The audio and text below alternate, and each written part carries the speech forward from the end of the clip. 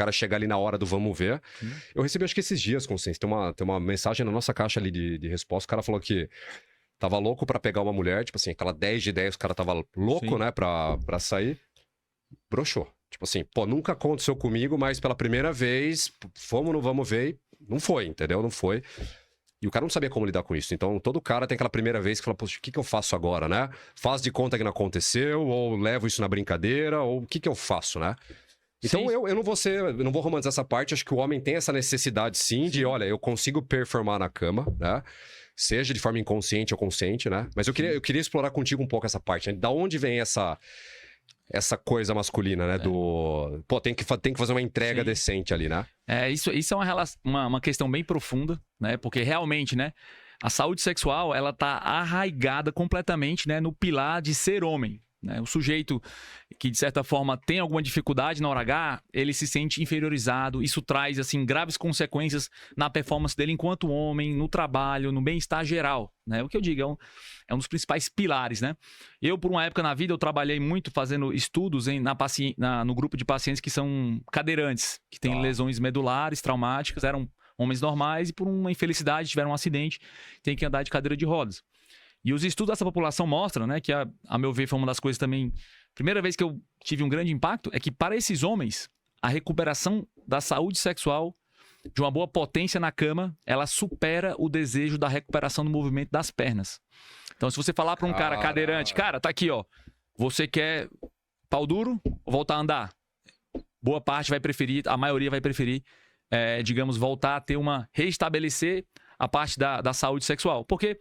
na cadeira de rodas, ele acaba se adaptando, né, com a nova vida, com a nova situação, mas parece que ele não consegue voltar a ser quem ele era se ele não tiver uma boa ereção. Então, isso traz um grande problema, uma coisa muito profunda.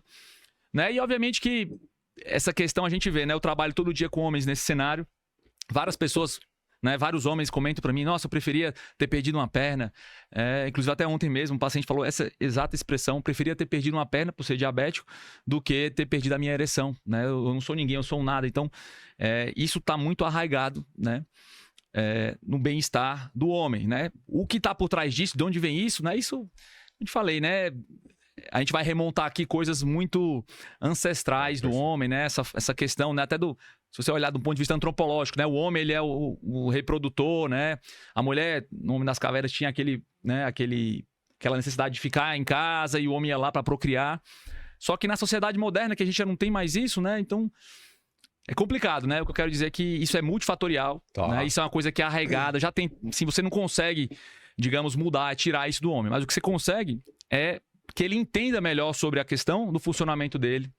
Entenda, né, que o homem, né, apesar que eu até trabalho com um desafio, né, máquina de prazer, eu sempre falo, cara, eu vou transformar homens comuns em verdadeiras máquinas. Mas um dos principais conceitos de uma máquina de prazer é o cara ter a confiança. Né? Então o sexo ele é como se fosse confiança.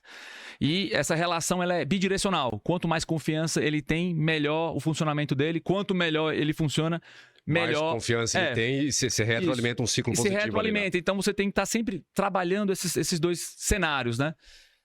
Quando o sujeito ele, né, perde a ereção, às vezes ele nem se dá conta de quanto isso é importante, né? Até o dia que ele falha a primeira vez, que ele fica consciente para uma possibilidade que não estava antes demonstrada, que aí a coisa começa a degringolar, tá? Então, outra coisa é que você tem que estar consciente, né? Então, os homens acham que é uma coisa automática, né? Então, o seu pau, ele funciona, né? Ele não funciona com o seu pensamento consciente. Se você fala assim, eu quero ter uma ereção, isso não acontece. Talvez né? é capaz de você não ter uma ereção se você quiser demais, né? Exatamente, tem um efeito negativo, efeito contrário, né? Isso que é ruim.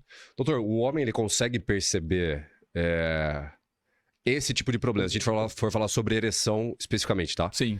Que aí a gente vai ter N outros problemas, eu diria, né? Tem ejaculação precoce, tem o cara, enfim, né? Que não ejacula, pode ficar 2 horas ali que não vai, né? A gente vai falar, sei lá, sobre ereção em si, né? Sim. Existe um certo tempo para isso piorar ou não? Tipo assim, pô, é um processo que demorou, sei lá, 1 ano para acontecer e o cara não se deu conta. Ou não, o negócio acontece, tipo, da noite pro dia. Ontem ele tava com o pau duro, hoje o pau dele não sobe mais. Tem isso ou não? Tem, como que é? Na verdade, são 2 vertentes do mesmo problema, Tá? Então tem pessoas que têm digamos, uma piora lenta e progressiva, porque lembrando, né, que o pau ele tem quer queira, quer não, ele tem um funcionamento mecânico, né? Existe um fluxo de sangue que vai preenchendo o espaço interno do pênis. Aí, da medida que ele vai enchendo, ele ativa o mecanismo de válvula que mantém o sangue preso lá dentro e que vai aumentando a pressão interna e gerando uma rigidez. Então existe uma maquinaria. E como esse processo ele é basicamente muscular, com o tempo esse músculo ele vai perdendo a capacidade de se expandir, a capacidade de acumular sangue. Os vasos podem ter um processo de entupimento, tá? Isso geralmente é um processo que demora anos, tá? Então talvez até décadas, né? Porque ele tem um mecanismo muito resistente de persistir ao longo da saúde do homem. Por outro lado, problemas de confiança que envolvem a liberação rápida de adrenalina, né, levam a problemas súbitos. Da noite para o dia, o sujeito ele perde a ereção. Né? Pode ser por motivo qualquer. Pode ser porque a menina era um 10 em 10 e ele se afobou, estava cansado, estava inconfiante, tinha bebido, estava num cenário que não era mais favorável para ele. E aí, por ter essa necessidade de performar, aumentou, né? Houve um aumento do nível de adrenalina. Isso gera uma contração imediata do músculo, né? É um efeito contrário. E a partir daí, né, começa o ciclo vicioso de piora, né? Eu falo que, né, o homem, né, só vale a última ereção que ele teve, né? Então isso aí era uma expressão que um mentor meu lá de Nova York, ele falou quando ele falou a primeira vez: nossa, eu nunca esqueci porque ela é muito forte. Você pode ter um histórico perfeito, sempre foi comedor, nunca teve um problema. Basta uma única vez por um motivo qualquer, um motivo algum, e o sujeito, a partir daí, toda ereção passa a ser um teste. Ele fica muito cabreiro. Então ele entra numa relação, ele não tá nem pensando na mulher, ele tá pensando no próprio pau. Quanto mais ele pensa no próprio pau, mais adrenalina ele libera. Ele para de perceber aquele momento como prazeroso e o corpo dele começa a identificar aquela situação como de luta e fuga. Durante a luta e fuga... Faz sentido demais. Existe uma tendência à contração do músculo, né? Então, você quer conscientemente que tenha uma ereção, que precisa desse relaxamento muscular, mas o que o seu cérebro está mandando é adrenalina, que leva a uma contração e tem um efeito contrário. E a partir daí, eu diria que a tendência é sempre de piora, né? Para pessoas que têm uma confiança em dia, ou que estavam assim num dia muito fora, né, do padrão e ele falha, mas logo depois ele consegue recuperar e voltar a um cenário de funcionamento, então isso é o que a gente chama de... É ok, é normal, é oscilação normal.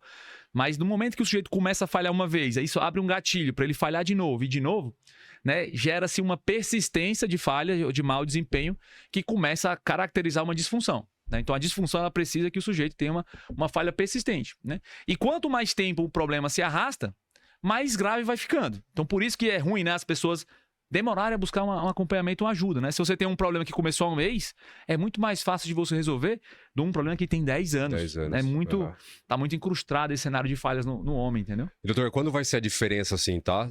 Seja esse problema de ereção ou algum outro, que o homem ele vai resolver via medicamentosa, por exemplo, Sim. usando algum remédio para acompanhar, Sim. ou não usando nada? Ou sempre tem as duas coisas juntas? Como que é esse processo, tá, no geral? Então, eu diria que o passo 1 de qualquer tratamento para qualquer dificuldade na hora H deve trabalhar o reestabelecimento da confiança.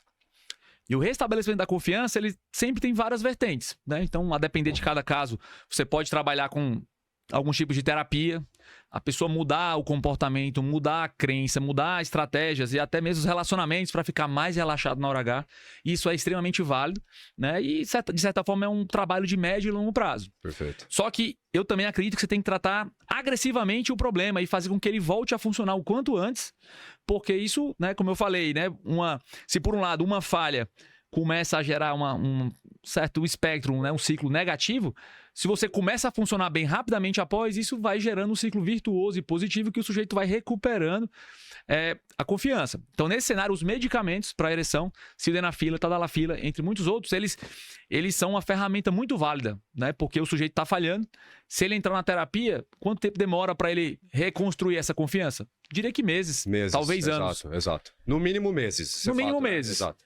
E, por outro lado, um fato importante para ele, né, no processo até psicoterapêutico, é que ele tenha relacionamentos e vá funcionando bem.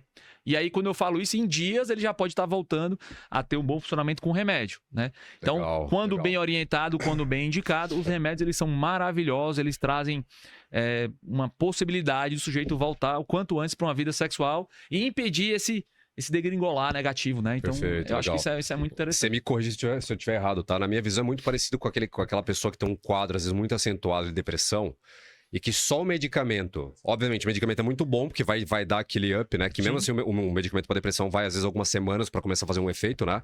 Mas aquele caso que você entra com a pessoa com medicamento e com uma psicoterapia junto, né? Sim. Então você tem um medicamento para poder aumentar o nível de serotonina, enfim, Sim, mas também você faz um trabalho terapêutico para poder Sim. restabelecer outras coisas, né?